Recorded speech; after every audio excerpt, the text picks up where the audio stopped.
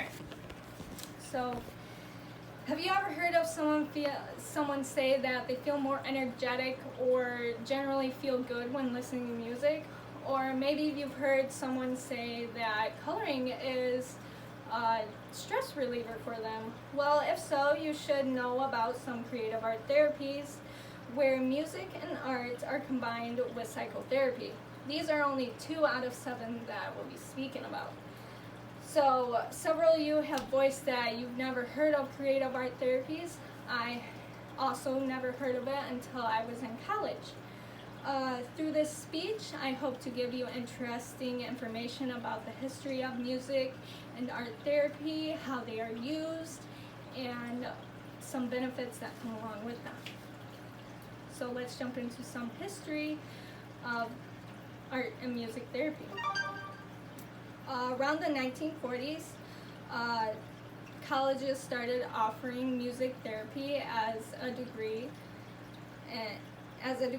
American Music Therapy Association states that in 1940, the first college in the U.S. that offered this was Michigan State College. So although before this in World War II, veteran hospitals would hire musicians to play for the veterans to help them cope with what we call today as PTSD. So also in the 1940s, art therapy was introduced. A website called Good Therapy states that healthful benefits were discovered by the British artist Adrian Hill when he was recovering from tuberculosis. He also coined the term art therapy. But before this, in 1940, writers in the mental health field would call their therapy as art therapy because they would use art tactics in their sessions with their clients. So now that we know a little bit of history about the art therapy and music therapy, I will explain more about them. So I'll explain how music therapy is used. So there are different music forms that are offered. The website of University of Minnesota states that therapists create and produce music with clients. This would include composing, playing instruments, or just simply listening to music through a boombox. So the use of music benefits health. American Music Therapy Association states that this therapy leans towards physical, emotional, cognitive, and social benefits.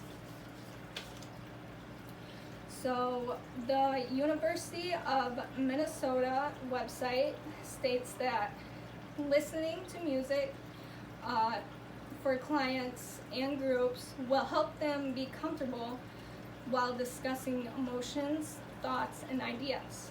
So now, how is art therapy used? Also, there are different mediums that are used. This would include drawing, collage making, coloring, and sculpting. An interview to Amanda Schultz at Gratiot Psychological Services mentions that when first introduced to this therapy, clients will usually go to colored pencils. So the use of art benefits health. Psychology Today states that it helps improve self-esteem, manage addiction, relieve stress, and improve symptoms of anxiety and depression. This therapy will create nonverbal messages with symbols and metaphors that can be recognized by the art therapist to help the client better understand their emotions and behavior. In conclusion, music and art therapy have been around for a long time and can help a lot within our mental health. So now we went over a history of music therapy and art therapy and how they each are used, along with some benefits. That is all the information that I have for you today. Thank you for listening.